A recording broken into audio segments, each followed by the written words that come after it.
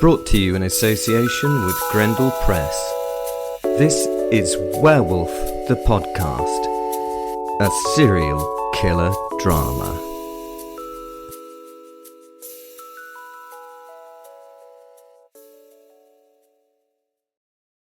In Scarlet Town, where I was born, there was a fair maid dwelling.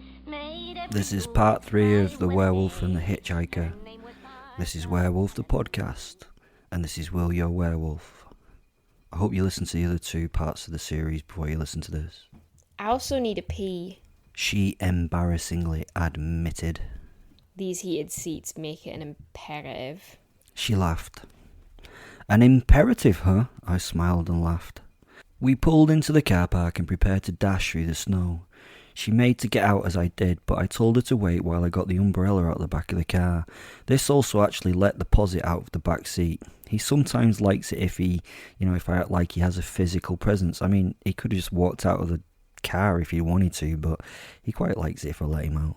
I walked up to the vehicle's passenger side to shield her from the incoming snow. On opening the door, I took in a beautiful sight. There in the seat was this tousled redhead with deep green pools for eyes, sitting in my clothes and smiling at me. She was beautiful to the core, and the beast inside switched off as I looked at her with, I believe it's called empathy? I think that is it. I wanted to take care of her. Weird. She looked up and spoke. No one's ever done anything like this for me before. Is this what it's like to be looked after by a gentleman? She asked. There was no banter from her. The question was genuine and it made me smile and feel appreciated. It brought me a new warmness. My posit sat by me, staring at me, shaking its lolloping head and just simply said, "Fuck's sake." Her socks and shoes were wet and sat discarded in the passenger's footwell of the car. She sat with feet bared and chewing on her lower lip and shrugged at me. "What the fuck is going on, Will?" asked Fen with a laugh. I smiled at her and a lot was communicated between us without any actual words. I gave her the umbrella handle and physically lifted her out of the car. I then set off and carried her in my arms to the buildings. She was giggling and snuggling into my shoulder. She was so light and so delicate, I was actually scared to hurt her. What the fuck was going on? Oh shit, I think I cared. Oh shit, I cared. This was too much. My posit roared into me. His frustration had become more than apparent and he had to act on my behalf in his mind. I transmuted into the beast, half man and half wolf, and uncaring of the view of others, I tore into the small body in my arms. I could not allow myself to care for anyone or anything. Rule 1 of the werewolf, I do not care. Having something that I could care for and others could hurt is not something that can be allowed in my world. I tore her apart, her screams replaced by silence. I bit into an ate, then threw the remains of her carcass on the floor and raised my arms to the sky. I let forth my roar. My anger was released into the heavens. My hatred shone to a non-existent god in my fury. I would show the costs I will endure to be me in this horror show of a world. Again, I shook my head from a daydream. My dreaming had excited me, and I felt my pulse and breathing rate rise as I considered killing this small piece of insignificant perfection, leaving her as a red stain on the virginal white snow. These dreams had got me out of the car park and into the very posh shopping part of the House of Brewer. The House of Brewer is all posh brands. They call it the Harrods of the Highlands, which I suppose it almost is apart from the accents. Can you imagine me walking into this posh place? This gorgeous older man with a young girl in my arms. I was dressed in the very height of style. Perfection, in casual dress, black Levi's and crisp black shirt tailored to my muscular body. This beautiful young woman was dressed in oversized clothes in my arms and no shoes. The staff present were judging us very judgingly with a side order of judginess. I liked the fact that we were both revelling in the attention. I could tell without any chat that we were gonna have lots of fun in here. I placed her bare feet on the ground. I put her down gently, allowing her to feel the security of the strength in my arms. She never took her eyes from my face. She stared deep into my own eyes. I could sense the thanks that she did not voice. "Okay, Sally. I would love you to choose whatever you want from here. I want you to have whatever you want." She looked around and smiled. I can't afford any of this. I'm a Primark girl. These are things you see on Instagram and stuff. That's Versace and that's Gucky. A helpful helper came to help and caught the end of our conversation. She obviously felt that she would pass comment. "Oh, my dear, it's pronounced Gucci. That's how you say it, darling." The helper looked at me to share a pitying look about poor Sally's lack of knowledge. I turned to her and told Sally, not breaking eye contact with the lady, "Yeah, Gucci is okay." I smiled at Sally, showing her whose side I was on. "Don't worry about the cost. I will cover what you need. All that stuff in your suitcase is soaked through. Get yourself enough stuff for a couple of weeks. Go on, just enjoy." Fuck off, really? I smiled in response. Fuck yeah! She yelled and did that fast feet thing that youngsters seem to do in celebration, and then kissed me on the cheek. At this point, the once hot middle-aged lady with the perfect hair, perfect makeup, and a real lack of judgment tusked again. "Can I help you?" She asked and looked me up and down with a very impolite pause. "Sir." Yes, another fucking Karen, according to her name badge. "Yes, Karen, I think you will be perfect for this." These types are all fucking Karens. "This young lady here needs a new wardrobe. I want you to help her get whatever she wants. I mean, whatever she wants. Is that okay?" I asked the Karen, who held a false smile. The thin-lined smile was held on that mouth, but doubt was sewn into the lines around her eyes. I could sense her lack of belief, and my posit stood behind her, leering, growling, and drooling over her costly pink tweed two-piece suit. I slowly reached towards her face and formed just a single finger as my index claw. I am getting pretty good at this partial transformation thing. The claw extended towards the woman's face, who started shaking and didn't move. Fear affects people in different ways. This was the freeze response. I jabbed the claw deep into her eye, and she fell before me on the ground. No screams, just crumpled silence. Again I shook my head free from my wandering mind, and I smiled at the two-eyed woman before me. I enjoy these little escapist thoughts. "Thank you," I said. Sally, ignorant of all this, was in heaven. Her mouth was held open and she was openly delighted to be just wandering around this place. She was still in bare feet, swinging her arms and imbibing the atmosphere of the building. The perfect girl had the innocent manner of a child in a sweet shop and was running around from display to display, holding items up to her body, then carefully returning them to exactly how she got them, with the care she would give to the most precious things she could imagine. Karen now looked me up and down and refreshed that false smile. She then looked over at Sally and looked her up and down. I grabbed her by the throat and dragged her so that her eyes were level with mine. Her feet dangled from the ground and she grunted as her face turned a pleasant purple colour. I squeezed a little harder, then I crushed her neck and smiled at her. I looked at Sally, who now stood hands raised to her screaming face. Karen's following sentence brought me back to reality. "Okay, we'll do what we can. You do realise how expensive this particular establishment is, don't you?" She straightened a few loose hairs back into her perfect hairdo. "Sir?" She smiled with crossed arms and a gently tapping right toe. I nodded and smiled and reached into my pocket and drew out my wallet.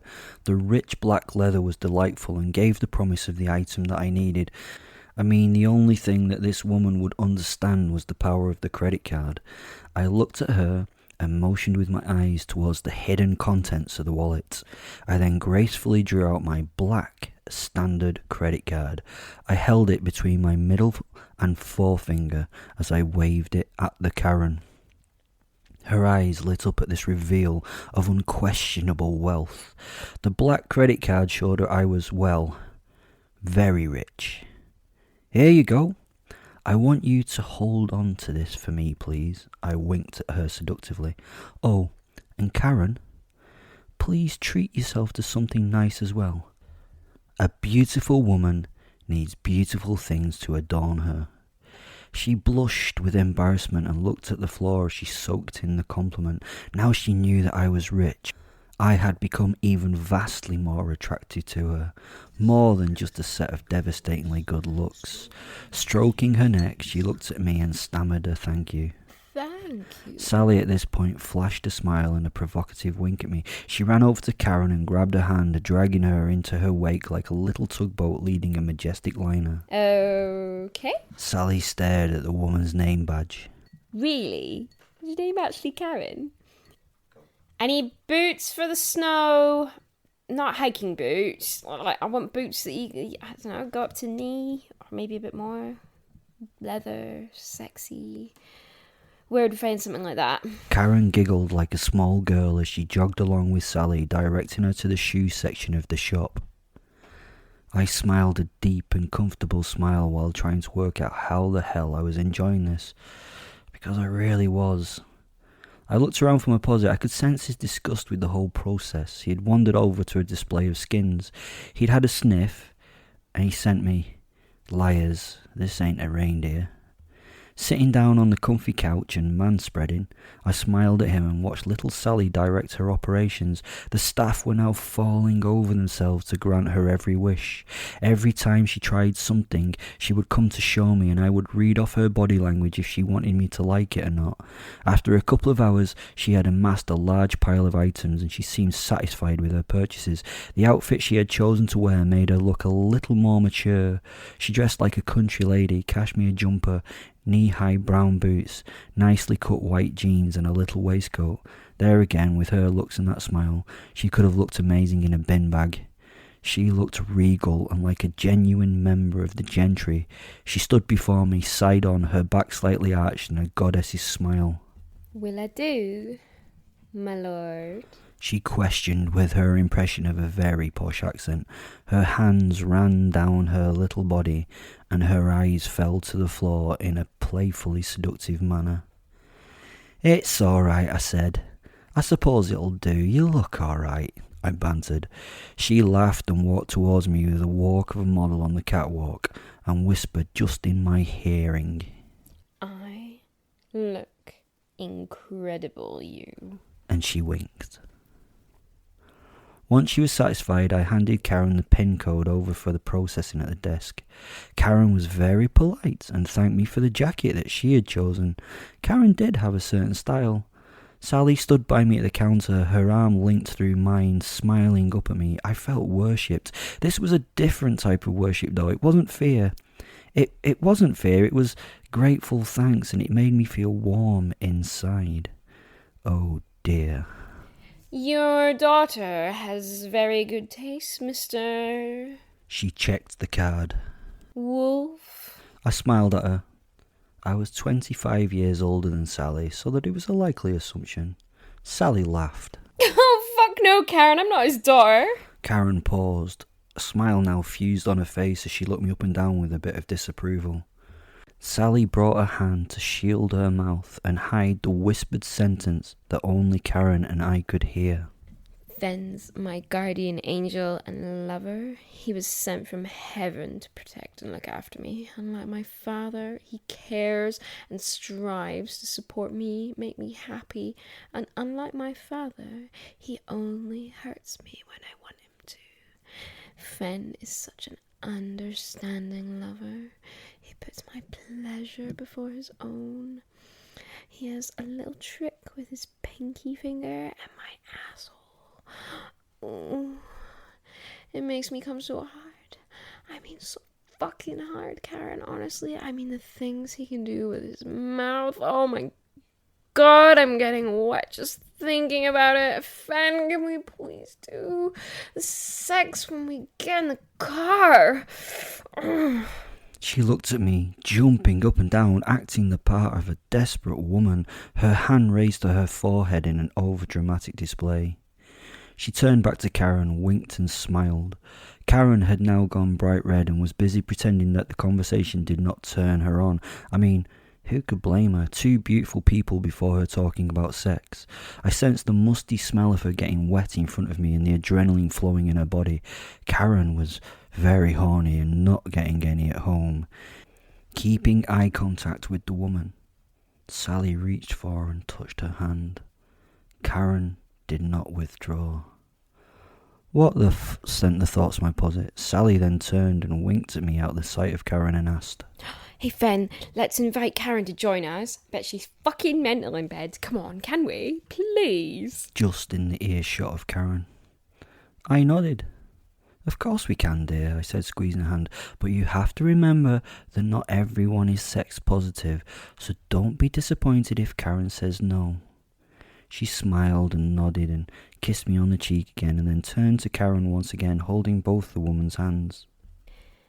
Karen, I know you don't know us very well, but I feel there's a bit of chemistry here. You want to join us for a night? Karen just stood in a catatonic state, her mouth hanging open, her face flushed, going bright red. She smiled, her eyes sinking to the floor. Her body language was about comforting herself as she rubbed her wrists.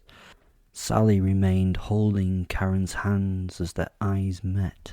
Please, Karen, say yes to me. Say yes to Fen. Let's live for the now, not the future. Who knows what tomorrow will bring? Karen then smiled at Sally.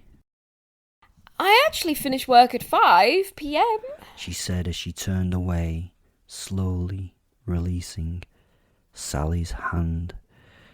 We both held Karen's eye contact until she fully turned away and flounced as she walked with her back to us.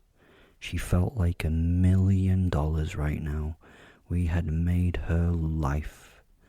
I turned and looked at Sally. She turned and looked at me. I grabbed her hand and a load of shopping bags and we both ran to the door. At the door we started to laugh. The laughter was so hard that we had to sit down to get some relief from it. People stared and looked disgruntled, but we didn't care. We just sat there and let the outflow happen. What was that, Sally? What did you just do there? I said in between laughing bouts. I made that woman's day. Look at us, Fen. We're fucking gorgeous. And she thinks we're going to be sleeping with her. She's going to be sitting there all day feeling bloody incredible. She replied. And the threesome thing? I asked. That was shocking and genius at the same time. I don't know. It just seemed the most inappropriate thing to say. I liked Sally. I liked her a lot. Picking up the bags, I called on the posit to follow, and we went into the food hall to get her a meal. That's the end of the episode. There is a link to the newly formed group in the description below. There is my Twitter handle, there's my book, and everything else in life. Thanks for listening. Bye.